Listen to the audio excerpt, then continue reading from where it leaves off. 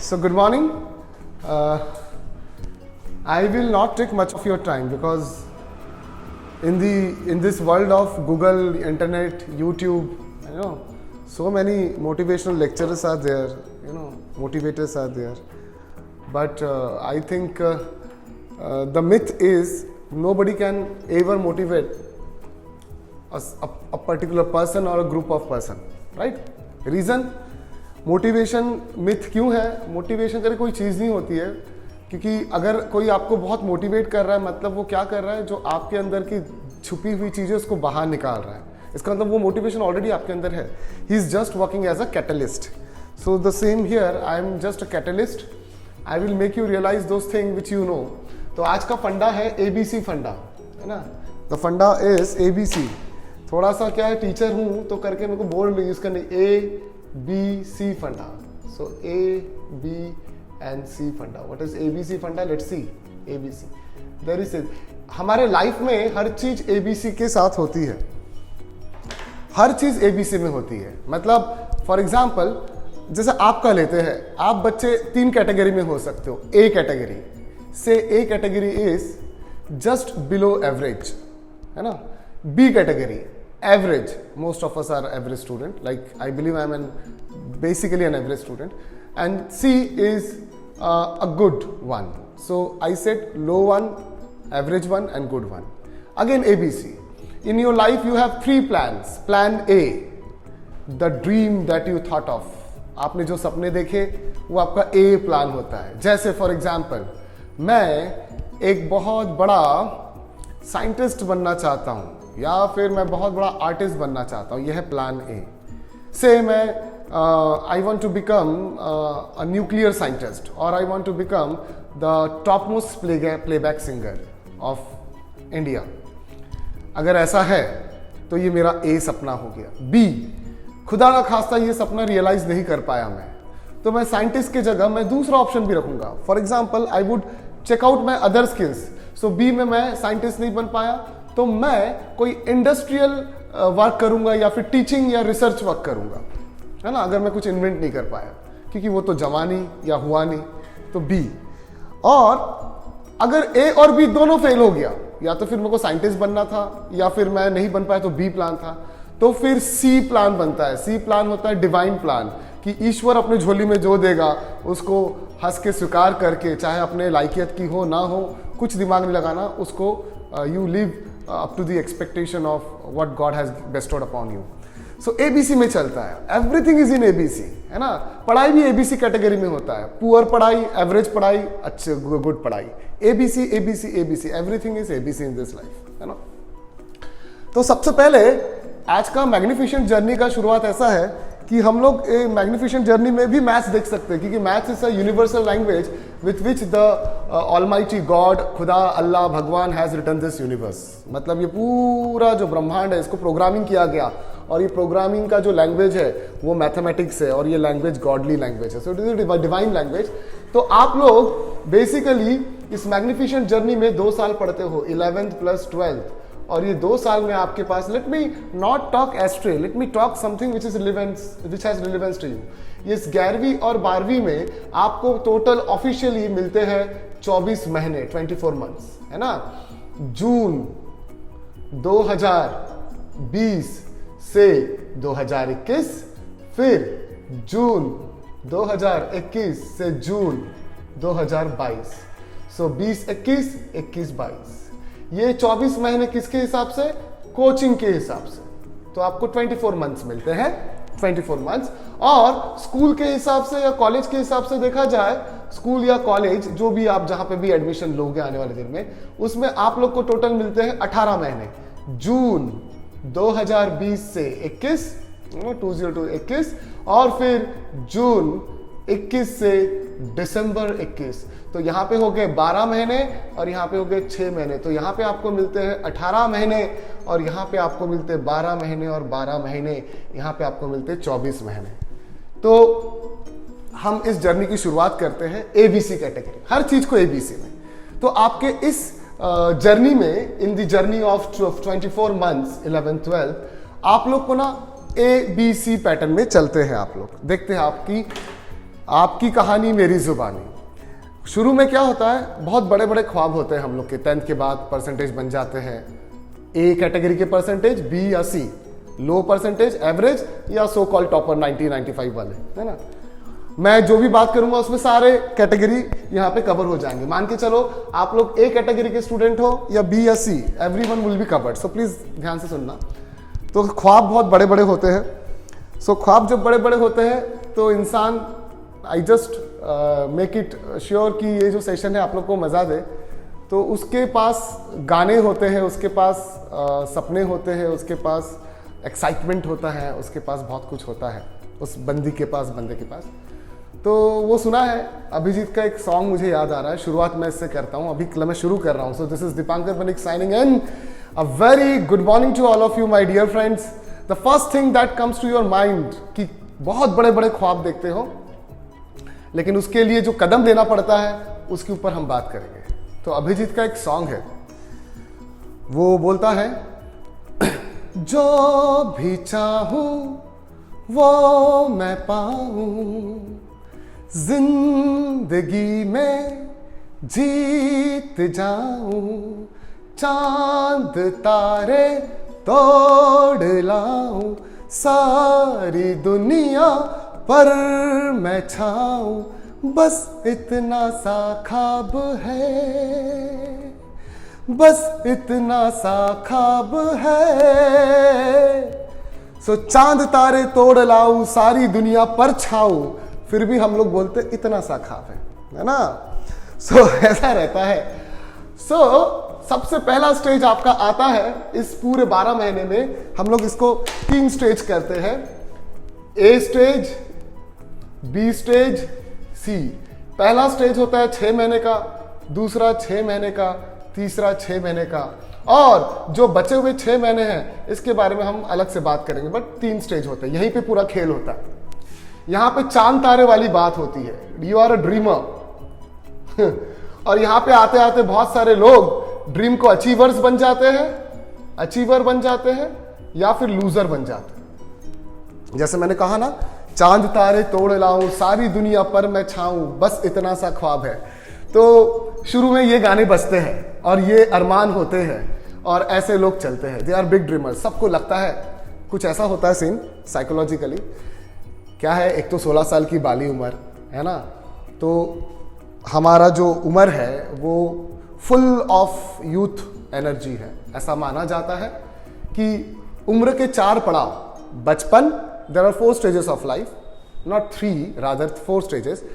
बचपन, A, B, एक तरीके से हम उसको जवानी बोलते हैं जिसके दहलीज पे आपने कदम रख दिया है।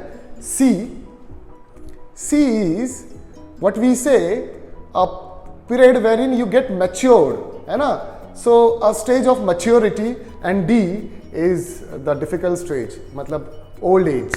तो ये 4 स्टेज होता है। इसमें से सबसे हाईएस्ट फॉर्म ऑफ एनर्जी जो होती है वो इस उम्र में होती है। 13 से लेकर 22 साल की उम्र में you are full of life, full of energy. और इस एनर्जी को अगर सही डायरेक्शन मिला तो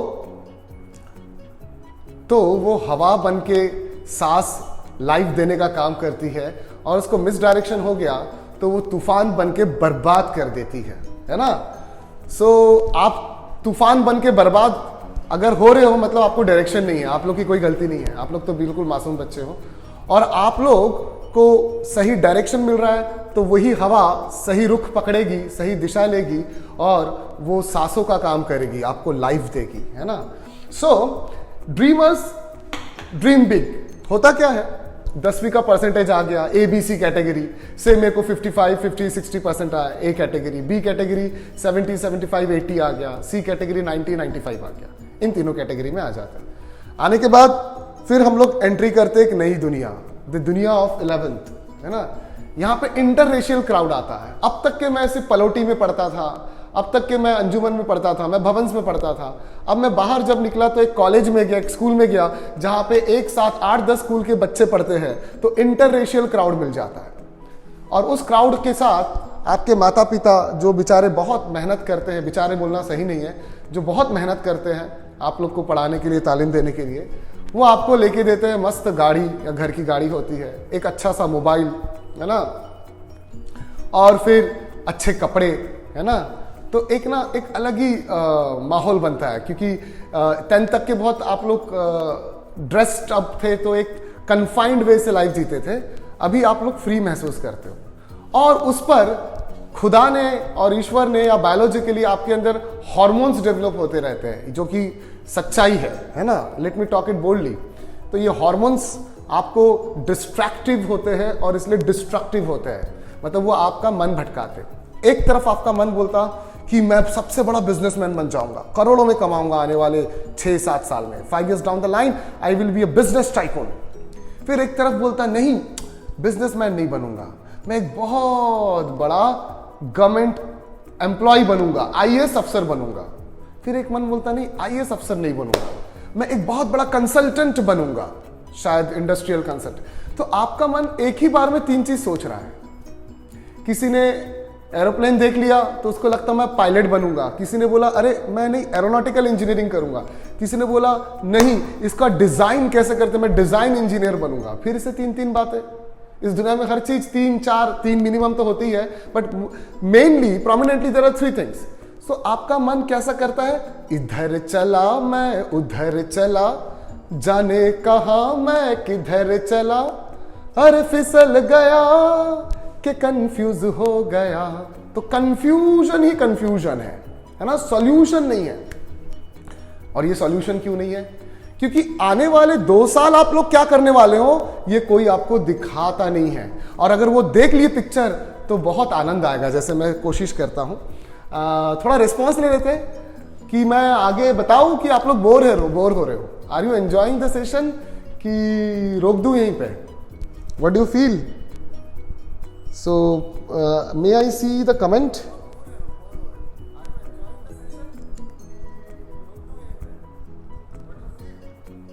Can I see your comments?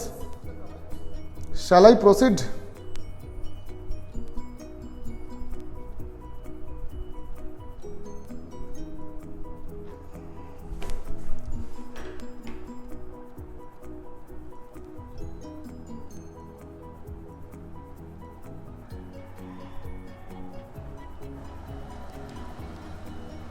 Okay, just a minute.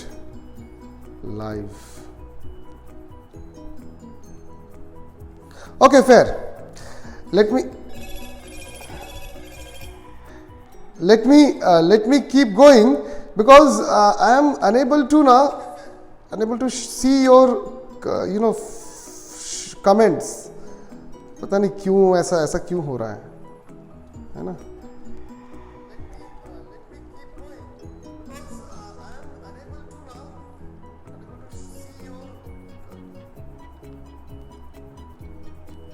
Okay, 17 of you are live. So here we go. चांद तारे तोड़ लाऊं, सारी दुनिया पर छाऊं, बहुत सारे फैसिलिटीज, नया क्राउड मिलता है, और नया क्राउड मिलने के बाद आप लोग 11th, फिर आप लोग चले जाते हो वहां पे, कहां पे, 11th स्टैंडर्ड में, ना। अब कंफ्यूजन होता है कि भैया क्या करे क्या ना करे, है ना। और लाइफ में ना कंफ्यूजन ना सबके साथ होता है। मैं आपको बताऊं क्यों होता है। मैं ऐसा अगर कुछ तो भी हवे में बात करूं तो कैसा प्रूफ कर सकता हूं कि ऐसा होता है। तो देखिए ऐसा होता है, आपका एक लेफ्ट ब्रेन होता है ना। अब थोड़ा दिमाग की बात करते हैं। हार्मोन्स की बात कर लिया तो दिमाग की बात तो करना जरूरी है। आपका एक होता है लेफ्ट ब्रेन और एक होता है right brain, right. Left brain जो है, अच्छा ये आप हो, अगर आप देखोगे अपने आप को गौर से तो ये आप हो, ये नीचे हो आप, है ना, ये आपका ब्रेन है, ठीक है। So this is you. So आपका लेफ्ट ब्रेन जो होता है ना, वो L फॉर लेफ्ट, वो लगाता है लॉजिक, बोले तो मैथ्स करता है। और आपका जो राइट ब्रेन है वो लगाता है इमोशंस, भावनाएं, आपके भावनाएं, है ना। भावना कौन, इमोशंस। मसलन ये लाइफ का बहुत बड़ा ट्रुथ मैं आपके सामने रख रहा हूं एक सिंपल से एग्जांपल में। मैं दीपांकर बनिक, या आप में से किसी को ले लेते हैं, जैसे किसी को भी ले लेते हैं हम लोग, है ना। नाम क्या क्या है मैं सबके भूल गया हूँ ठीक है, उस्मान भाई, उस्मान जी, मान के चलो उस्मान, आज कल आप लोग का बहुत मेन एग्जाम है, as in half yearly exam है स्कूल का, कॉलेज का, या जो भी है मैथ्स का। और आज शाम को आपके लंगोटिया यार, योर जिगरी दोस्त, हगीज फ्रेंड है ना, चाइल्डहुड फ्रेंड का जन्मदिन है, शाम को उसका पार्टी है। अब आपका लेफ्ट ब्रेन बोलता है, लॉजिक लगाता है, लॉजिक लगाता है मतलब वो क्या करता है, मैथ्स। देखो ब्रेन को भी मैथ्स करना पड़ता है, मैथ्स लगाता है। बॉस कल इंपॉर्टेंट पेपर है, दोस्त का जन्मदिन तो आते जाते रहेगा हर साल, पेपर के लिए पढ़ ले भाई, करियर बनेगा इससे, है ना, बर्थडे तो आते जाते रहेगा। ये है left brain. But right brain emotional है, वो बोलता क्या बात कर रहा है उस्मान, तेरा जिगर का टुकड़ा, तेरा दोस्त है ना, बचपन से लेके अब तक सब कुछ शेयर किए A to Z including your friends, है ना, तो उसका बर्थडे तू नहीं करने वाला, धिक्कार है तुझ पे, तेरे दोस्ती में दरार आ जाएगी। तो एक ब्रेन बोलता है पढ़ाई, एक ब्रेन बोलता है पार्टी, पार्टी पढ़ाई, पार्टी पढ़ाई के बीच में महाभारत शुरू हो गया। महाभारत, ये डिलीमा, ये डायलिमा, ये द्वंद्व है ना, ये जीवन में निरंतर चलते रहता है। हर एक इंसान इसी में ही जीता है। आपके मम्मी डैडी तो बहुत ज्यादा जी रहे, ये बड़ों के साथ ज्यादा होता है। और ऐसा क्यों होता है? क्योंकि हमारा लेफ्ट और राइट ब्रेन बैलेंस नहीं होता है। जैसे मैं आपको दिखाता हूं, लेफ्ट ब्रेन ना राइट को कंट्रोल करता है और राइट ब्रेन ना left portion of the body को कंट्रोल करता है।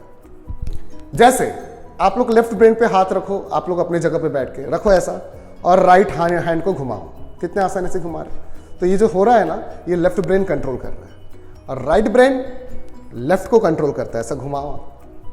लेकिन किंतु परंतु ये तो कर ले रहे हो, अब मैं जो बोल रहा हूं वो ऐसा कर, और पहले इसको आगे घुमाओ, राइट हैंड को रोक दो, और इसको पीछे घुमाओ, लेफ्ट हैंड को रोक दो। किया? देखो मैंने क्या किया, ऐसा किया, आगे घुमाया, पीछे घुमाया। अब दोनों को साथ में घुमाते हैं उल्टे डायरेक्शन में, ये आगे पीछे, आगे पीछे, आगे पीछे। ये देखो मैं करके दिखा रहा हूं, ये आगे पीछे, आगे पीछे, आगे पीछे, है ना। कर पा रहे हो क्या? मुझे नहीं लगता आप में से सारे बच्चे कर पाएंगे। क्यों? क्योंकि लेफ्ट और राइट ब्रेन बैलेंस नहीं है, डिलीमा है, कंटिन्यूअस 24 घंटे प्रोग्राम ही ऐसा है कि ये दोनों इम्बैलेंस है। और जब तक कि आपका लॉजिक और इमोशन बैलेंस नहीं होगा, तब तक कि आपका करियर डामाडोल रहेगा। बात समझ रहे हो? बात समझ रहे हो क्या? है ना। और इसको बैलेंस करने के तरीके हैं हमारे पास, जो हम आपको देंगे। लेकिन सबसे पहले एक कैटेगरी में जाते हैं। पहले 6 महीने बच्चे एंटर होते हैं अपने 11th स्टैंडर्ड, और 11th स्टैंडर्ड में जैसे ही एंटर होते हैं तो वो सोचते हैं कि वो हीरो बन गए हैं, या वो कोई बहुत बड़े सेलिब्रिटी है, बनने वाले हैं, ऐसा उनको महसूस होता है ना। समझती है, या दीपिका समझती है, कोई अपने आप को शाहरुख समझता है, सलमान समझता है, जो भी समझता है। I mean you think that you are really a hero because you have so many friends, you have so many glamorous things around you. But the point is, आप में से कुछ बच्चे सीरियस भी होते हैं, कुछ बच्चे ऐसे ही टाइम पास करते हैं, और कुछ बच्चे इन दोनों के बीच में होते हैं, ABC कैटेगरी। लेकिन जैसे ही आप एंटर करते हो, पहले 6 महीने यही नहीं समझ में आता हो क्या रहा है। तो पहले 6 महीने क्या करना चाहिए वो मैं आपको बता देता हूं। आप लोग सभी साइंस के बच्चे हो, ये तो इसमें कोई दो राय नहीं है, यहाँ पे कोई कॉमर्स वाला तो नहीं है ना। तो आप लोग को कॉन्ग्रेचुलेशन देता हूं कि आप लोग ने 10th के बाद बहुत सारे स्ट्रीम्स होते हैं, है ना। साइंस होता है, कॉमर्स होता है, आर्ट्स होता है, पॉलिटेक्निक होता है। उसमें से साइंस ही ऐसा स्ट्रीम होता है जिसके थ्रू आप कोई भी फील्ड में जा सकते हो, वाइस वर्सा पॉसिबल नहीं होता है। तो आप लोग ने साइंस लेके अपने असीम ऑप्शंस खोल दिए। You have created infinite avenues for your career, so congratulations to one and all. So ये होता है आपका साइंस। आपने साइंस ले लिया। अब महाराष्ट्र की बात करते हैं। हमारा जो महाराष्ट्र स्टेट है वो एक अच्छा स्टेट माना जाता है पढ़ाई के मामले में, लेकिन यहाँ पे ग्लैमर फैक्टर भी बहुत है।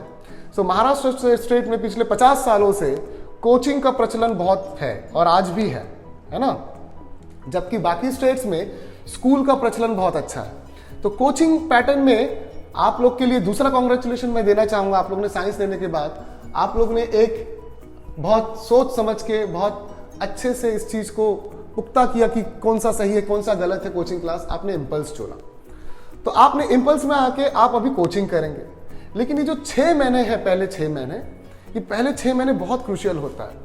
लोग 6 महीने तक टाइम पास करते हैं, फिर नेक्स्ट 6 महीने उनको होश आता है कि कुछ पढ़ ले, फिर जैसे ये 6 महीने शुरू होता है तो पैनिक सिचुएशन क्रिएट होता है, और आखिरी के जो 6 महीने बाकी रहते हैं, जो एग्जाम के मंथ्स रहते हैं, ये एग्जाम मंथ्स है, उसमें लोग गिव अप कर देते हैं या डिप्रेशन में आ जाते हैं या एंजाइटी बढ़ जाता है या फिर बहुत कुछ टर्बुलेंस या डिस्टर्बेंस लाइफ में क्रिएट होता है, और फाइनली कोई लूजर बनता है तो कोई अचीवर बनता है, ऐसा होता है। सो फर्स्ट 6 मंथ के लिए what I believe my dear friends, जैसे आप 6 मंथ तक आते हो तो 3 चीज में हम लोग बात करेंगे। पहले आपने ए साइंस लिया, बी कोचिंग लिया, और सी उसका नाम है सेल्फ स्टडी। साइंस लेना अच्छी बात है, कोचिंग लेना आपने ले लिया, अच्छी बात है। सेल्फ स्टडी क्या होता है? लेकिन सेल्फ स्टडी के पहले इसमें ABC कैटेगरी हम लोग कर लेते हैं। ABC में आप हो सकता है आप एक बिलो एवरेज स्टूडेंट हो। बिलो एवरेज, मैं पुअर नहीं बोल रहा हूं, बिलो एवरेज, या फिर आप एवरेज स्टूडेंट हो या फिर आप गुड स्टूडेंट हो। इन तीनों के लिए एक चीज एप्लीकेबल है, वो ये है कि 11 के first 6 month apart from enjoying your life, hanging out with friends, है ना, फेसबुक, इंस्टाग्राम, है ना, सोशल मीडिया करना, और बहुत सारे लोग फूडी होते हैं, है ना, ग्लैमरस होते हैं, डांसिंग, म्यूजिक, है ना, एवरीथिंग, पार्टी शार्टी, सब करो, कोई दिक्कत नहीं, कोई गलत। लेकिन पहले 6 महीने ये तीनों बच्चों को अपना बेस बनाना जरूरी है साइंस का, और अगर यहाँ पे बेस हिल गया तो बाकी 6 महीने आपके एक एक करके उड़ जाएंगे। और ये बेस आपको किस किस में बनाना है? बेसिकली PCM और बायोलॉजी वाले बच्चे बायोलॉजी में बनाएंगे। तो ये बेस बनाना बड़ा आसान है। मुझे ऐसा लगता है ये काम आपको कोचिंग बहुत अच्छे से करके देता है। पर्सनली मेरा ऐसा फीडबैक है कि आप कितना भी ऑनलाइन स्टडी कर लो और कुछ भी कर लो, कोचिंग के जो टिपिकल टीचर्स होते हैं, see I am not here promoting teachers या coaching, I am just wanting to tell you the fact about coaching. Coaching में जो टीचर्स होते हैं, कंडीशंस अप्लाई, अगर वो अच्छे हैं, है ना, क्योंकि जरूरी नहीं हर कोचिंग के टीचर्स अच्छे होंगे। आपके किस्मत में ऊपर वाले ने बहुत जबरदस्त फिजिक्स टीचर लिखा है, ये किस्मत से मिलता है। केमिस्ट्री टीचर 1 नंबर लिखा है, मैथ्स टीचर अच्छा है, बायोलॉजी टीचर 1 नंबर है। अगर आपको ये चारों टीचर्स गजब मिल गए तो आपका 6 महीने पहले बन गया किसके द्वारा? टीचर द्वारा। लेकिन सवाल है आप उसको कितना तवज्जो देंगे। So first 6 month is all about base, है ना। तो आप मुझे एक चीज बताइए, मैं इसमें रेस्पॉन्स में नहीं देखूंगा, है ना, ऐसे ही जवाब दो। आई विल अज्यूम कि आप लोग जवाब दे रहे हो। आपको लगता है आपका 10th का बेस स्ट्रांग है? डू यू फील आपका 10th का बेस स्ट्रांग है? देखिए, मैं बच्चों को कॉन्ग्रेचुलेशन नहीं देता हूं 10th में जनरली, चाहे वो बहुत अच्छे परसेंटेज लाए बुरे, क्योंकि सब एक ही नाव में सवार होते हैं। अच्छा बुरा लगेगा टॉपर बच्चों को, सब एक ही नाव में सवार होते हैं। जो 10th है ना, वो क्या है आपको बताऊं?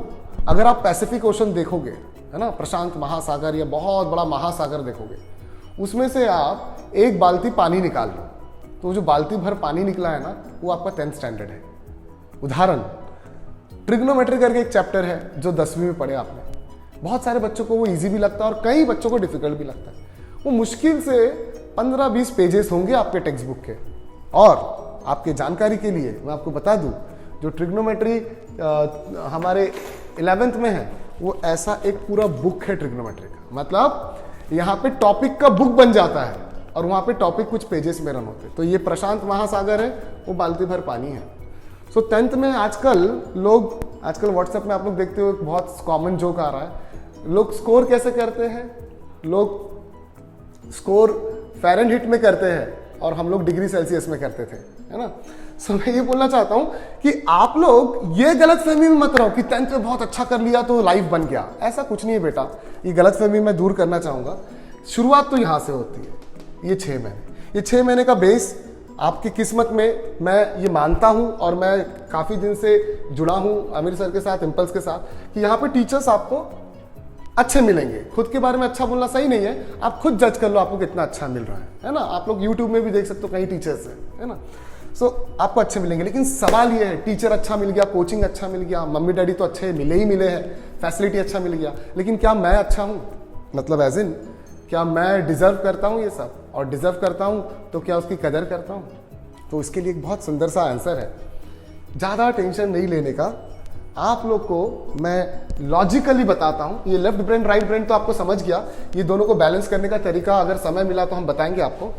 आप लोग को ए बी सी कैटेगरी में self study, A category, B category, C category, है ना, A B C. A category coaching की पढ़ाई, बी कैटेगरी अदर सोर्सेज मतलब स्कूल, ऑनलाइन पढ़ाई, and C category self study. Coaching वाला कितना भी अच्छा पढ़ा ले, स्कूल ऑनलाइन में कुछ भी देख लो, जब तक कि आपका सी कैटेगरी सेल्फ स्टडी सही नहीं होगा तो कुछ नहीं होगा। इसलिए आप लोग को सिर्फ बेसिक 3 चीजें करनी है। फिजिक्स का कोई तो भी एक बुक, जिसको हम लोग बोलते हैं टेक्स्ट या रेफरेंस, कोई तो भी एक, लेकिन हाँ वो भी जो आपको जमता है। इस हर एक टेक्स्ट बुक का A B C category, A category, B category, C category. For example maths में अगर मैं कहूं कि सबसे टॉप कैटेगरी का जो बुक आता है वो, मतलब top category in terms of content, तो वो आता है सेंगेज करके आता है ना। बी कैटेगरी में आर डी शर्मा आता है, और सी कैटेगरी में स्टेट बोर्ड के बुक्स आते हैं। तो अगर मेरा लेवल बहुत अच्छा है तो मैं ए कैटेगरी के सेंगेज को हाथ लगाऊंगा, एक ही बुक लेकिन कोई भी। और अगर मेरा कैटेगरी मीडियोकर है तो आर डी शर्मा को मैं अच्छे से करूंगा, एक ही कोई तो भी बुक। दोनों मेरे को नहीं जमते, कोई गल नहीं है, मैं एक साधारण सा सिंपल सा एवरेज या बिलो एवरेज बच्चा हूं रादर, तो मैं स्टेट बोर्ड के जो रेफरेंस बुक्स है, रिलायबल सीरीज या टेक्स्ट बुक्स, वो पढ़ूंगा। लेकिन जो भी पढ़ूंगा कंटेंट सबके वही है, सिर्फ लेवल का फर्क है। मेरा बेस सबका सेम रहेगा। Newton's laws of motion CBSE में अलग, आईसीएसई में अलग, स्टेट बोर्ड में अलग हो जाते हैं क्या? नहीं हो सकते, है ना। बॉयल्स लॉ, चार्ल्स लॉ जो स्टेट में पढ़ोगे वही तुम आर डी शर्मा, वही तुम सॉरी सीबीएसई में और आईसीएसई में पढ़ोगे। सो यहाँ पे आपका बेस बनता। तो कोई भी एक बुक, फिजिक्स का, केमिस्ट्री का एक बुक, मैथ्स का एक बुक, है ना, टेक्स्ट या रेफरेंस बुक, है ना, रेफरेंस बुक, या फिर बायोलॉजी का एक बुक आप लोग रेफर करो।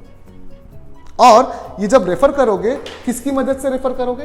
टीचर जब पढ़ा रहा है आपको, तो टीचर तो अपने लेवल से पढ़ाएगा, है ना, टीचर का ध्यान देना आप लोग जो भी देना है, लेकिन आप अपने लेवल को डिसाइड करते हुए बेटा अपना बुक चुन लेना टीचर की मदद से, है ना। जैसे मैं रिकमेंड करता हूं बच्चों को आर डी शर्मा, ये हर एक बच्चा कर पाता है, लेकिन मेरे ऐसे भी बच्चे हैं मेरे क्लास में जो आर डी शर्मा को बहुत डिफिकल्ट मानते हैं। तो मैं बोलता हूं बेटा स्टेट बोर्ड खोल लो, sets chapter R D Sharma में भी है, सेट्स चैप्टर स्टेट बोर्ड के पुस्तक में भी है, और दोनों का लेवल में फर्क है लेकिन कंटेंट में फर्क नहीं है, इसलिए सेट्स कर लो उसमें से, स्टेट बोर्ड में से। आप समझ रहे हो? तो पहले 6 महीने आप लोग बेस में दोगे और ज्यादा सोचोगे नहीं कि स्कोर करना है ना, बहुत सारा होमवर्क करना। ये कौन करेगा?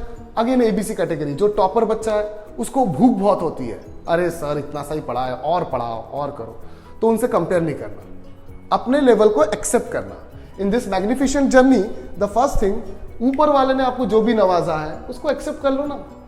आप अच्छे हो, बुरे हो, काले हो, गोरे हो, बेवकूफ हो, इंटेलिजेंट हो, आप अपने आप को स्वीकार लो, और स्वीकारने के बाद आप अपना कैटेगरी डिसाइड कर लो, ए बी सी कैटेगरी, क्योंकि पूरा लाइफ एबीसी में चलता है कि आप ए कैटेगरी में हो, बी सी। और वो जैसे मैंने बोल दिया ना, मैं मानता हूं मैं एक एवरेज बच्चा हूं, तो मैं ना सेंगेज पढ़ूंगा ना स्टेट पढ़ूंगा, तो मैं आर डी शर्मा ही पढ़ूंगा। और मैं मान के चलो एवरेज से थोड़ा बिलो है तो बराबर मैं अपनी कैटेगरी जान लूंगा स्टेट, और इन दोनों के साथ कंपेयर नहीं करूंगा। मेरे साथ वाला आर डी शर्मा बहुत अच्छा कर रहा है और मेरे साथ वाला सेंगेज एकदम माहौल कर रहा है, लेकिन मैं स्टेट के कर ले रहा हूं, तो मेरे लिए वही बहुत है। तो पहले 6 महीने आराम से इत्मीनान से जाने दो, और उसके बाद जैसे ही 6 मंथ का एंड आता है तब एक नया फेज आता है, नेक्स्ट 6 मंथ। गेस करो कौन सा महीने लगेगा? जून, जुलाई, अगस्त, सितंबर, अक्टूबर, नवंबर, ठंड का मौसम आता है यहाँ, है ना। अगर हम अज्यूम किए उस वक्त ठंड अच्छी होगी, तो यहाँ पे ना लोग बहुत आलस्य से भर जाते हैं। मतलब यहाँ तक कि क्या हो जाता है, यहाँ पे बहुत कुछ डेवलपमेंट होते हैं। थोड़ा सा आउट ऑफ द बॉक्स बोलूंगा, इसको आप लोग दिल पे मत लेना। ऐसा पाया गया, ये मेरा ऑब्जर्वेशन है, हर 100 बच्चों में से 80 बच्चे यहाँ तक पहुँचते पहुँचते रिलेशनशिप में चले जाते हैं। अब ये रिलेशनशिप किस चीज़ का? बहुत सारा होता है। Don't mistake relationship with girlfriend and boyfriend. उनका रिश्ता बहुत सारी चीज से बन जाता है, जैसे मसलन उनका रिश्ता इंस्टाग्राम से बहुत बन जाता है, जो अब तक के खास यूज़ नहीं करते थे वो बखूबी यूज़ करने लगते हैं। उनके लाइफ में शांता कांता पुष्पा रमेश गणेश सुरेश आ जाते हैं। ये कौन?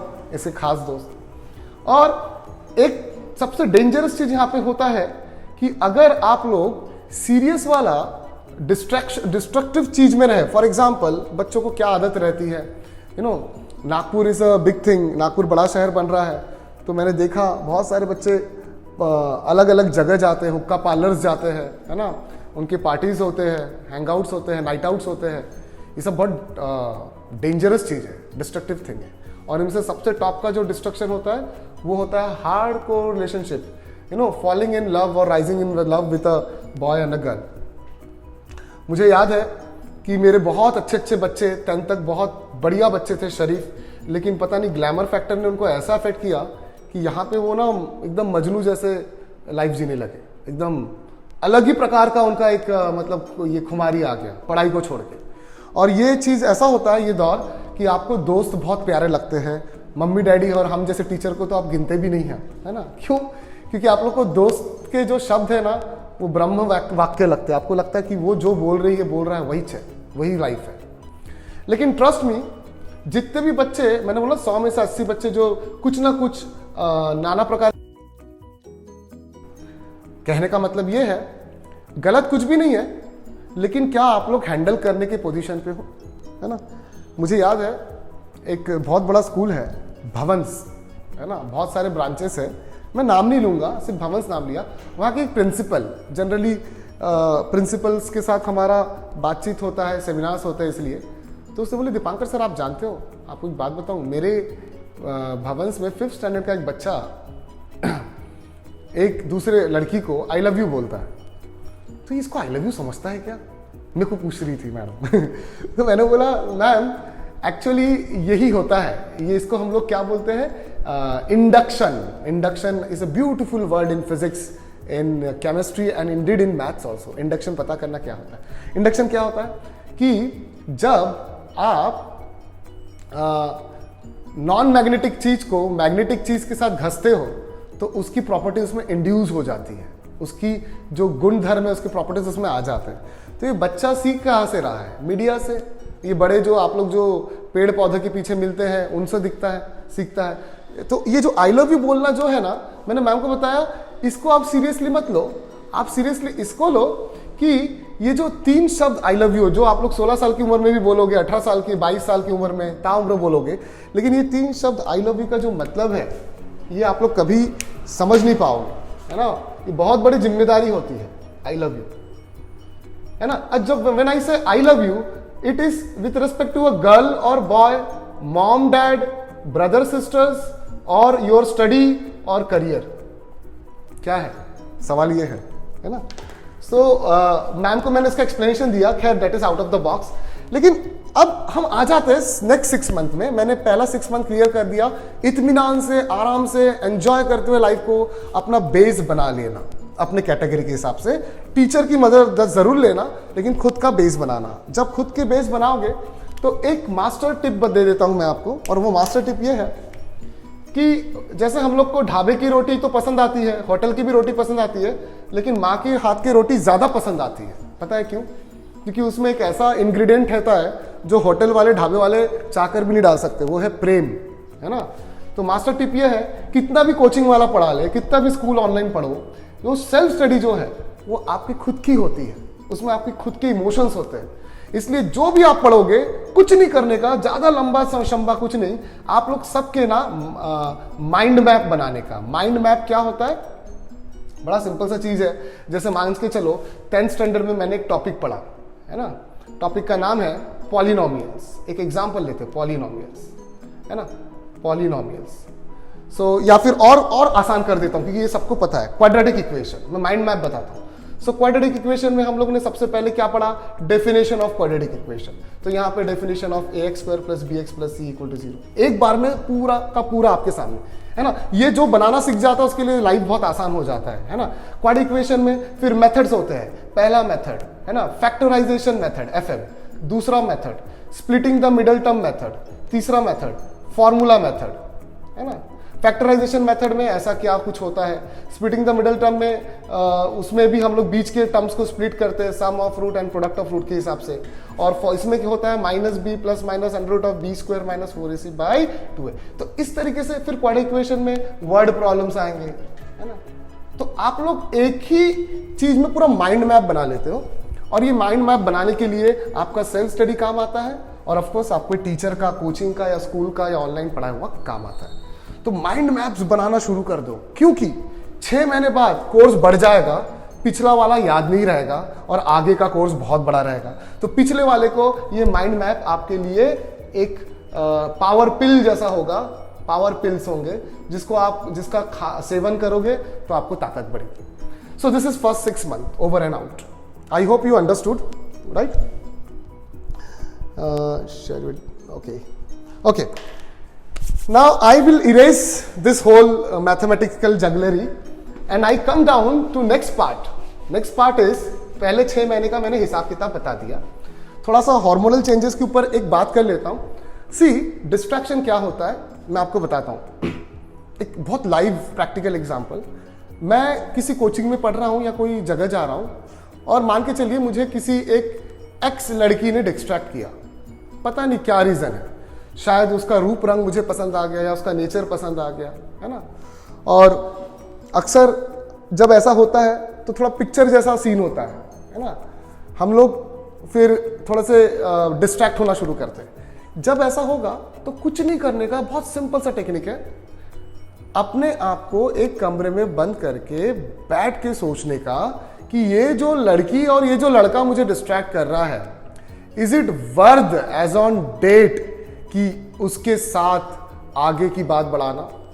तो आपको बहुत सारे सवालों के जवाब एकांत में मिल जाएगा। और मैं आपको बताता हूं, आपके लाइफ का सबसे बड़ा प्रॉब्लम है, सब कुछ है आपके पास, पॉजेस नहीं है। पॉजेस मतलब होता है सिद्ध हिंदी में ठहराव। आपको बताऊं, इस दुनिया में जितने बड़े लोग बने हैं वो ठहराव के वजह से बने। एक रिसर्च बता देता हूं, ठहराव क्या चीज है। ठहराव ये चीज है, बायोलॉजिकली बताते हैं हम लोग, ऐसा ऊपर से साइंटिफिकली बताते हैं, बायोलॉजिकली बताते हैं कि एक आम इंसान 1 मिनट में कितने बार सांस अंदर बाहर लेता है, ऐसा पाया गया है ना। Breathing is made up of inhalation and exhalation. ये गलत है। इनहेलेशन, होल्ड, एक्सहेलेशन, तो ये बीच में जो होल्ड है वही ठहराव है। ये जो मैं आपको बता रहा हूं ये बहुत काम आएगा आपको। 1 मिनट में बायोलॉजिकली एक आम जनता 15 से 20 बार इनहेल एक्सहेल करता, 12 से 20 बार, है ना। आप लोग पता करना, गूगल में ऐसा आपको मिलेगा ये फैक्ट। 1 मिनट में आप अंदर बाहर सांस 20 बार करते हो। ये है आम जनता, मेरे और आप जैसे, हम लोग तो अभी आम जनता में, है ना। दिस इज आम जनता। आम को क्या बोलेंगे? Normal people. लेकिन जब एक इंटेलिजेंट पर्सन ब्रीथ करते हुए देखा गया तो उसका रेट ऑफ ब्रीथिंग कम हो गया। मतलब हम लोग अगर 20 बार करते हैं एक इसमें, वो 15 बार करेगा। अभी आगे बढ़ते हैं। एक जो एक्स्ट्रा ऑर्डिनरीली गुड है, एक्स्ट्रा मतलब बहुत सुपर ब्रिलियंट, एक्स्ट्रा ऑर्डिनरी जो है वो 12 बार करेगा सांस अंदर बाहर। और एक जो साइंटिस्ट है वो और कम, वो 10 बार करेगा। और साइंटिस्ट के ऊपर जो आर्टिस्ट है, आर्टिस्ट का मतलब होता है, तुम साइंटिस्ट के ऊपर का लेवल माना जाता है आर्टिस्ट का, पता करना एक पोलिंग के अनुसार, who is the most intelligent person on earth intellectual wise, उसको आर्टिस्ट बोलते हैं। जैसे सिंगर हो गया, पेंटर हो गया, है ना, जुनूनी लोग होते हैं। इन लोग को पाया गया, इन लोग 6 से 8 बार करते हैं। ये हो गया, ये सब हो गया। लेकिन सबसे टॉप की बात, अगर हम लोग एक योगी, एक साधक, पीर फकीर की बात करें जो डिवाइन क्रिएचर है ना, वो 1 मिनट में 1 बार सांस अंदर बाहर करते हैं। ये साइंटिफिकली प्रूवन है। तो जितना आपका ठहराव होगा उतना आपका पावर बढ़ेगा। बच्चों में ठहराव नहीं है, एक चैनल देगा, ए चैनल देखा तो बी आया तो एफ आया तो सी आया, XYZ आया। एक बुक देखा, फिर इसको बाजू में रखा, फिर दूसरा बुक देखा। इतना डिस्ट्रैक्शन क्यों है? एक लड़की पसंद आई, आज शांता आई, कल कांता, परसों पुष्पा आ गई, है ना। ये क्यों हो रहा है डिस्ट्रैक्शन? पता है, आपका होल्ड नहीं है। आपका ब्रीदिंग पे होल्ड नहीं है। आप कुछ नहीं, मैं कोई मेडिटेशन या कोई रामदेवा वाला चीज नहीं बता रहा हूं। आप एकांत में जाना और अपने आप को पूछना क्या ये मेरे लिए सही है गलत है। ट्रस्ट मी, अंदर से जो आवाज निकलेंगी वो आपको बताएगी नहीं ये जो पर्टिकुलर लड़की लड़का है इसके साथ नहीं जाना चाहिए यार अभी, है ना। बहुत सारे इसमें प्रोज एंड कॉन्स हैं। सो ये होता है ठहराव, एक ठहराव और एक माइंड मैप। ये पहले 6 महीने आप लोग मेंटेन कर लो और बाकी सब दिंगा मस्ती चलेगा बेटा। फिर आता है 6 महीना। अब ये महीना लगता है नवंबर का महीना। अब ये नवंबर का महीना और ये महीने के बारे में बहुत डिटेल नहीं जाऊंगा, इसका बेस बता के मैं अपने क्लास को वाइंड अप करने वाला हूँ। मैं थोड़ा जानकारी ले लेता हूँ। मेरे पास कितना समय है अंदाज सर, है ना? Okay. So are you enjoying the session कि मैं 6 महीने के बाद स्टॉप कर लूँ? मेरे को सिर्फ एक छोटा सा रिस्पॉन्स दे दो कि shall I stop at a down. Sir move on मतलब आगे बढ़ो, या फिर गेट आउट, जियो कर दो, गो कर दो। देखते क्या लिखते हो आप लोग। बस इतना सा रिस्पॉन्स लेके मैं लगातार आपको ये पूरा सेशन वाइंड अप करने तक बोलूंगा, आपसे रिस्पॉन्स नहीं लूंगा। देखिए आमिर सर ने yes sir enjoying, Rachna yes sir enjoying, Usman enjoying. देखो उस्मान मैं तुमको पहचान किया। You may continue, move on, move, great. कितना सिंसियर है या लक्ष्य बोल रहा है उस्मान, बराबर मो लिखा, मूव ऑन। सो रचना से move on, so move on move on move on move on, thank you, है ना। और जियो का मतलब गो भी लिख सकते हो। एक भी गो मिल गया ना तो मैं सोचूंगा यार कहीं ना कहीं कुछ गड़बड़ है। सर मूव ऑन चलो ठीक है। चलो let's start with B portion. So एक नटशेल में मैं बता देता हूं। हमने देखा ए में मैं बिलो एवरेज, एवरेज या गुड हूं। अपना कैटेगरी को एक्सेप्ट करना, काला गोरा पीला हरा नीला जो भी हूं, खुदा ने मुझे जैसा बनाया ऊपर वाले ने, मैं अपने आप को स्वीकार लिया। और उसके हिसाब से मैंने क्या किया, कोचिंग की मदद से और सेल्फ स्टडी की मदद से मैंने माइंड मैप बनाया, एक कोई भी टेक्स्ट बुक को फॉलो करते हुए, और लाइफ में पॉजेस रखे, है ना। और ये पॉजेस की वजह से मैंने जो आपको लेफ्ट ब्रेन राइट ब्रेन वाला फंडा बताया ना, ये वाला भी थोड़ी देर बाद वो बहुत बैलेंस हो जाता है। तो हम इसको भी इरेज करते हैं और इरेज करने के बाद बी पे जाते हैं, है ना। आपके मॉम डैड से रिलेटेड भी मुझे कुछ बोलना था जो आखिरी में याद दिला देना, बहुत इंपॉर्टेंट रहेगा। अब ये जो बी है ये 6 महीने का होता है। बोले तो नवंबर, दिसंबर, जनवरी, फरवरी, मार्च, अप्रैल, मतलब अप्रैल महीने में खत्म हो जाता है। मेरा ऐसा मानना है पहले 6 महीने तो बेस बन जाता है और ये 6 महीने में अपना इंटरेस्ट पता करो। अब बहुत इंपॉर्टेंट चीज है करियर से इंटरेस्ट। कोई फिजिक्स में पर्टिकुलर मॉडर्न फिजिक्स एंजॉय करता, कोई शायद क्लासिकल फिजिक्स एंजॉय करता, कोई शायद स्टैटिक्स एंड डायनामिक्स एंजॉय करता, थोड़ा मशीन से रिलेटेड। तो फिजिक्स तो एंजॉय कर रहा है लेकिन उसमें से कोई पर्टिकुलर टॉपिक एंजॉय करता है। केमिस्ट्री में किसी को फिजिकल फिजिकल केमिस्ट्री बड़ा मजेदार लगता है, किसी को ऑर्गेनिक, किसी को इनऑर्गेनिक, किसी को तीनों। मैथ्स में किसी को एल्जेब्रा बहुत पसंद है, किसी को ज्योमेट्री पसंद है, किसी को कैलकुलस पसंद है, किसी को ट्रिग्नोमेट्री पसंद है ना। और बायोलॉजी में बॉटनी और जूलॉजी, उसके जो भी कैटेगरी होंगे, I am not going to go into details. तो अब अपना इंटरेस्ट पता करना चाहिए इंसान को। मान के चलो मुझे फिजिक्स ठीक ठाक आता है, केमिस्ट्री ओके आता है, मैथ्स भी एवरेज है, लेकिन मैं ना बायोलॉजी को बहुत एंजॉय कर रहा हूँ, है ना।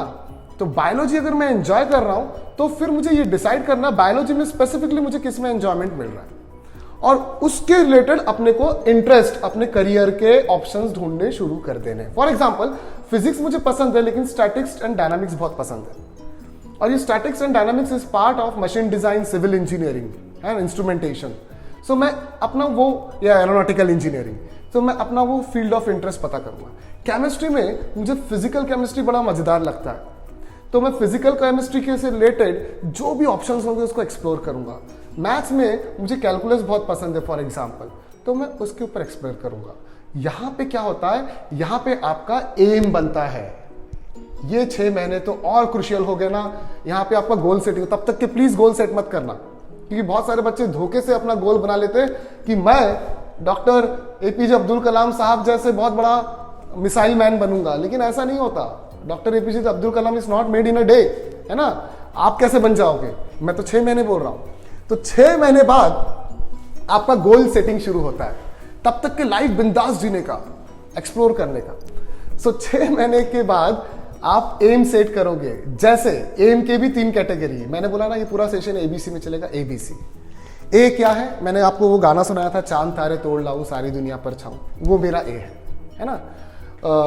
उसमें एक वर्ज है, एक लाइन है, मैं आपको गा के सुनाता हूँ, जिसमें मेरे ख्याल से यस बॉस करके मूवी है, गो एंड फाइंड आउट। ये हमारे ज़माने का मूवी है, आप लोग बहुत मॉडर्न ज़माने के बच्चे हो, है ना। उसमें शाहरुख खान एक लाइन बोलता है, यार तू भी सुन जरा, आरज़ू मेरी है क्या, मैं क्या बन जाना चाहता हूँ, मैं कहाँ खराब हूँ, मैं तो लाजवाब हूँ, मैं ये मनवाना चाहता हूँ, हे मान जाए खुदा इतनी सी है दुआ, मैं बन जाऊं सबसे बड़ा, मैं बन जाऊं सबसे बड़ा, सारी दौलत सारी ताकत सारी दुनिया पर हुकूमत, बस इतना सा ख्वाब है, बस इतना सा ख्वाब है। So this is my dream. Why I sing? Why I am dreaming? While I am dreaming, why I am singing? Because ये जब पूरा होता है तो जीवन सार्थक हो जाता है। मैंने सोचा मैं आईएएस बनूंगा और एक दिन लाल बत्ती कार में मैं घूमने लगा, तो क्या फीलिंग आती है आप उसका अंदाजा नहीं लगा सकते हो। लेकिन हर कोई ऐसा किस्मत वाला नहीं होता है, इसलिए लाइफ में प्लान बी भी होना चाहिए। प्लान बी क्या होता है, मान के चलो फॉर एग्जाम्पल मेरा ही ले लेते हैं। मेरी बहुत इच्छा थी कि मैं बहुत बड़ा इंडस्ट्रियलिस्ट बनूं, बिजनेसमैन बनूं, और धोखा हुआ मेरा, मुझे पता चला मैं बिजनेस नहीं कर सकता। तो उस वक्त मैंने सोचा कि बचपन से एक जो क्वालिटी मैंने देखा है, जो बचपन से 8वीं कक्षा से मैं पढ़ा रहा हूं, है ना, तो मेरे को लगा यार मैं पढ़ा तो अच्छा लूंगा। और सो हैपेंड कि मुझे मेरा ड्रीम तो गया, मैं बिजनेसमैन नहीं बन पाया। I am absolutely a failure in businessman, तो वो पूरे चकनाचूर हो गए। लेकिन फिर मेरा एक ड्रीम कम ट्रू हुआ। मैं विदर्भ का, महाराष्ट्र का 2nd टॉप मोस्ट कॉलेज में एज अ लेक्चरर, वो भी टेम्पररी लेक्चरर, है ना, क्योंकि मैं मास्टर्स नहीं हूँ उसमें, एज अ असिस्टेंट क्या बोलते हैं उसको, विजिटिंग लेक्चरर में वहां पे ज्वाइन हुआ। तो this is a dream come true. और मान के चलो मेरा ये दोनों फेल होता तो मैं सी करता। सी वो क्या है, मैं आपको ऐसा शेयर नहीं करना चाहिए, बहुत पर्सनल है। सी ऐसा जो थोड़ा सा कोई आर्ट से रिलेटेड है, क्या चीज है, that is my personal matter, है ना। सो मेरा ड्रीम वीएनआईटी से पूरा हुआ, और आज मैं पिछले, ये 15 साल पहले की बात है, आज मैं पिछले 20 साल से मैं अपने फील्ड को एंजॉय कर रहा हूं। मतलब मैं बी पोर्शन में हूं, मेरा ए खत्म हो गया। सो आप लोग का ए बी सी चुना जाएगा सब्जेक्ट के आधार पर, है ना, क्योंकि आपने साइंस लिया, मजाक तो नहीं कर सकते। एक बच्चे ने बोला सर मुझे फिजिक्स भी पसंद नहीं है, मुझे केमिस्ट्री भी पसंद नहीं है, मैथ्स भी नहीं, बायोलॉजी नहीं।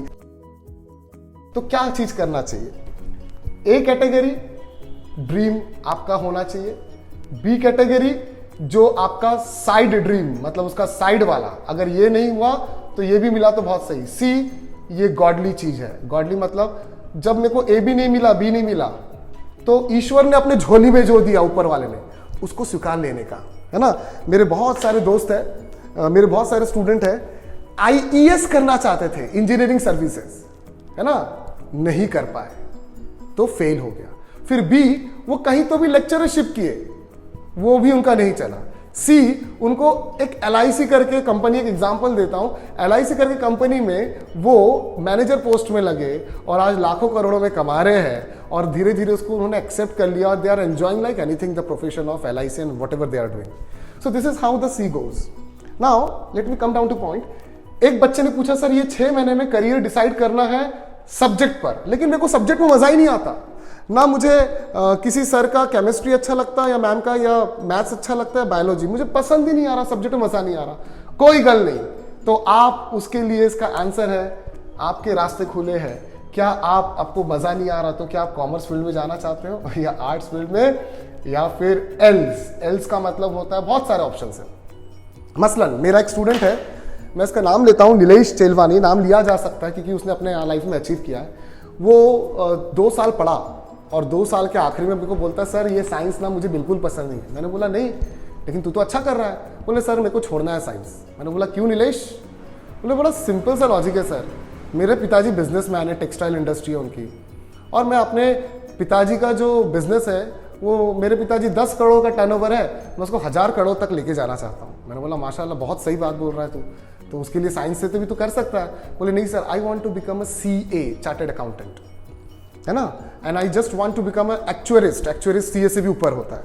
तो बंदे ने क्या किया, सिर्फ नॉर्मल पढ़ाई करके 89% कुछ आए थे, और उसके बाद जो सारे बच्चे एक एग्जाम देते हैं CA बनने के लिए, उसका नाम है मैं कैप्स करके लिख रहा था, सॉरी, कैप्स कोचिंग क्लास का नाम है, उसका नाम है, हाँ नहीं, उसका नाम है CPT, कॉमन प्रोफिशिएंसी टेस्ट।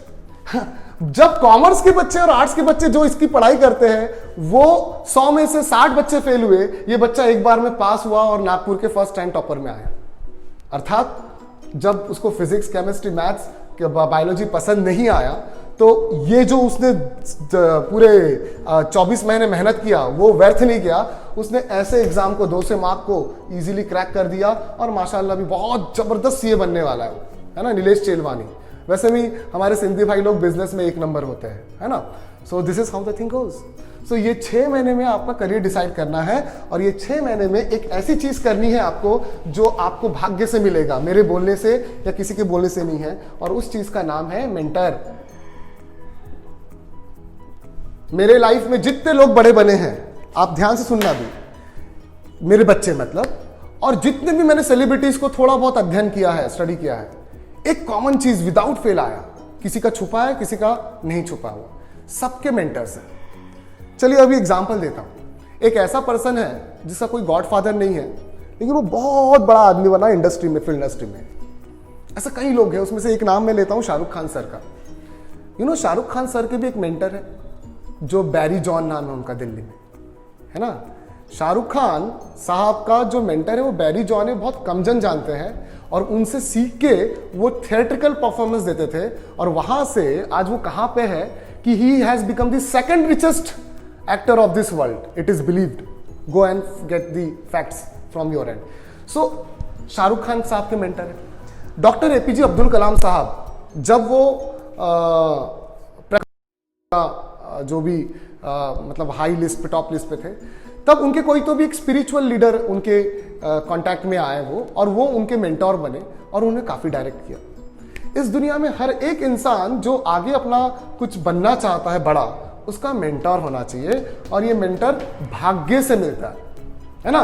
जैसे मैं ये जो भी कर रहा हूं, ये जो भी मैं पढ़ाता हूं, मेरी थोड़ी बहुत हुनर है, इसके पीछे एक मेंटर है जो मुझे गाइड कर रहे हैं, और मुझे यकीन है उनके डायरेक्शन में मैं बहुत अच्छा करूंगा आने वाले दिन में, है ना। सो आप लोग मेंटर ढूंढ लेना, और ये 6 महीने फिर क्या करना पढ़ाई में, कुछ नहीं करना है। 6 महीने 2 भाग में अपने पढ़ाई को डिवाइड करना। इसके बाद से कि आप बोर्ड के लिए प्रिपेयर करना चाहते हो, इसका डिटेल मैं नहीं बताऊंगा, इसका डिटेल आपके टीचर्स बताएंगे आपको, या फिर एंट्रेंस का प्रिपेयर करना चाहते हो, या कॉम्बिनेशन ऑफ 2। मेरे बहुत सारे बच्चे एंट्रेंस एग्जाम प्रिपेयर नहीं करते हैं आने वाले 1 साल, वो सिर्फ सब्जेक्टिव मतलब बोर्ड को पढ़ाई करते हैं, चलेगा ना। कुछ बच्चे दोनों साथ में करते हैं, और कुछ बच्चे सब्जेक्टिव को ऐसे ही लेते हैं और डायरेक्ट ऑब्जेक्टिव पे रहते हैं। बट सबसे डेंजरस ये है सिर्फ ऑब्जेक्टिव करना, सब्जेक्टिव इज मस्ट, राइट। सो 6 महीने तक आप लोग बोर्ड्स का या फिर एंट्रेंस का या फिर दोनों का साथ में प्रिपरेशन कर सकते हो। I leave it up to you. हो गया ये 6 महीने खत्म। ड्रीम वाला महीना होता है ना, सपने आप संजोते हैं। फिर जैसे 6 महीने खत्म तो अप्रैल का महीना लग गया, है ना। अप्रैल के महीने के बाद आपका नेक्स्ट लास्ट फेज आता है 6 महीने, और ये 6 महीने क्या होता है मैं आपको बताता हूं।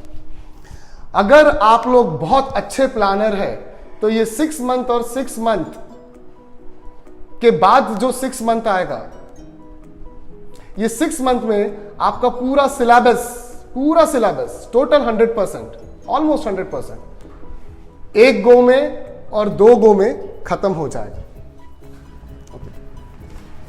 ओके, एक गो में और 2 गो में खत्म हो जाएगा। हम लोग अभी सेशन को, ये जो लास्ट पोर्शन है इसको एकदम शॉर्ट एंड स्वीट देखेंगे ताकि आप लोग को दिमाग में फिट हो जाए।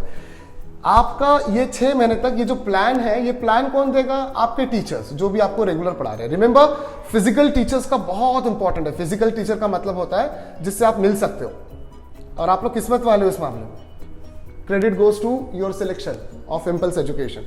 सो आपका जो प्लान है, आपको कंटिन्यूस कोई एक पर्सन गाइड करेगा, और एक गो या सेकंड गो में आने वाले 6 महीने में, ये 6 महीने के बाद 6 महीने की बात कर रहा हूं, आपका 2 गो में सिलेबस कंप्लीट होना चाहिए।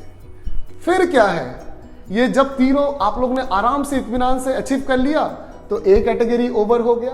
बी कैटेगरी, ए कैटेगरी का नाम क्या था? Base category. बी कैटेगरी का क्या नाम था? Dream category. और सी कैटेगरी का क्या नाम है? Preparation category. और लास्ट कैटेगरी, उसका नाम है एग्जाम कैटेगरी। यहां पे आप लोग फुल लेंथ टेस्ट या फिर पार्ट टेस्ट बेशुमार देते हो, इतने टेस्ट देते हो, इतने टेस्ट देते हो, इतने टेस्ट देना चाहिए कि जब आप बोर्ड परीक्षा में बैठो तो यू फील लाइक होम। आपको ऐसा फील हो कि आप अपने होम में बैठ के या कोचिंग में बैठ के वो एग्जाम दे रहे हो। तो इसमें कोई कमी नहीं है। गरीब से गरीब इंसान भी, दिमाग से गरीब इंसान भी ये 100 ले 200 ले, कोई फर्क नहीं पड़ता। Because the saying goes, practice makes main and women both perfect. Y women should be exempted, है ना? सो एफएलटीज एंड पार्ट टेस्ट, इसको करते जाना करते जाना करते जाना, तो सब सही होगा। और ये जब ABCD कैटेगरी, कौन कौन सा category? Base category, dream category, preparation category, exam category में आप बराबर समय दोगे, तो आपका लाइफ नॉर्मली 11th 12th के एंड के बाद जो रिजल्ट आएगा, एक सबसे गरीब बच्चा, गरीब मतलब पढ़ाई में गरीब, वो 75 लेगा। जो एवरेज बच्चा है वो 80 to 90 के बीच में रहेगा, और जो टॉपर बच्चा है वो ऑफ कोर्स 90 प्लस रहेगा। इससे कम तो हो ही नहीं सकता, ये मैं आपसे वादा करता हूं, बशर्ते आप ABCD कैटेगरी में इंटैक्ट हो, आप लोग एकदम फिक्स्ड अप हो। Did you understand? So before I actually wind up, I just wanted to tell you one thing, कि ये सब में एक चीज मिसिंग है, और वो चीज का नाम है, उस चीज का नाम है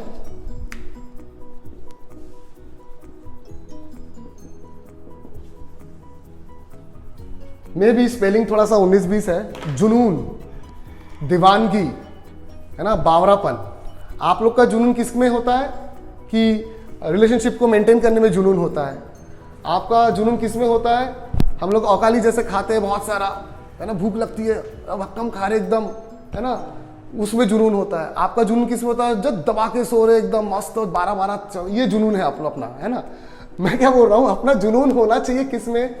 कि मैं अभी हाल ही में कहीं पढ़ रहा था, शायद आमिर सर का स्टेटस था, मुझे याद आ रहा है, कि हमको अपने से भी ज्यादा जो प्यारा होता है तो उसके प्रति हम जुनूनी होते हैं, चाहे वो खुदा हो, पढ़ाई हो, मम्मी हो, डैडी हो, गर्लफ्रेंड हो, बॉयफ्रेंड हो। लेकिन सही चीज के प्रति जुनून पैदा करना चाहिए, है ना। सवाल ये है, सोने के प्रति जुनून पैदा करोगे तो आप बाकायदा 24 घंटे भी सो सकते हो। तो ये जुनून कहाँ से लाए? बस ये सवाल का जवाब देके मैं छोड़ देता हूँ। जुनून कहाँ से लाए? कोई आंसर दे पाएगा? मैं अभी वेट नहीं करूंगा जुनून कहाँ से लाए, तो मैं जवाब देता हूँ। जुनून लाने के लिए मैं एक छोटी सी बात बोलना चाहूंगा आप लोग को। मैं बिल्कुल नॉन रिलीजियस पर्सन हूं, मैं एकदम हाईली नॉन रिलीजियस पर्सन हूं, है ना। बट ऊपर वाले ने अपने डिवाइन प्लान के तहत बायोलॉजिकली मुझे एक बंगाली के घर में पैदा किया। और हमारे बंगालियों में एक चीज है, जोदी तो डाक सोने क्यों ना आशे तबे अकेला चलो रे, मतलब कोई नहीं आता, तेरे अम्मी अब्बू नहीं आते, ऐसा कौन, ऐसा भाई बहन नहीं आते, कोई नहीं आते, तो तेरे को अकेला चलना है। क्योंकि जब इंसान अकेला चलता है तो उसके साथ दो ताकत चलती है, एक वो खुद और उसके अंदर का बैठा खुदा, है ना। सो जब आप अपने खुद और खुदा के साथ चलोगे तो जुनूनी बन जाओगे कि किसी चीज की जरूरत नहीं है। किसी चीज की जरूरत है इसलिए आपका जुनून नहीं है, किसी चीज की जरूरत नहीं है, खुद और खुदाई काफी है, तो आप माशाल्लाह एक बेमिसाल मिसाल कायम करने वाले हो। और वो 2 लाइन डेडिकेट करके मैं आपको अलविदा बोलता हूं।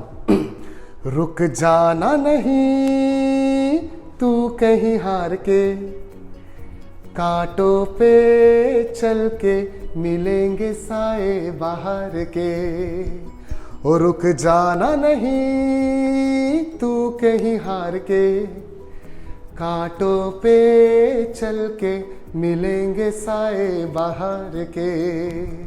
ओ राही ओ राही ओ राही ओ राही ओ राही ओ राही ओ राही ओ राही। So thank you so much my dear friends. Thank you for attending and listening to me patiently. Special thanks to Amir sir and Impulse Education and Sandeep sir for giving this opportunity to talk to this lovely divine souls. May God bless you. Khuda Hafiz. God bless you. Shabba khair.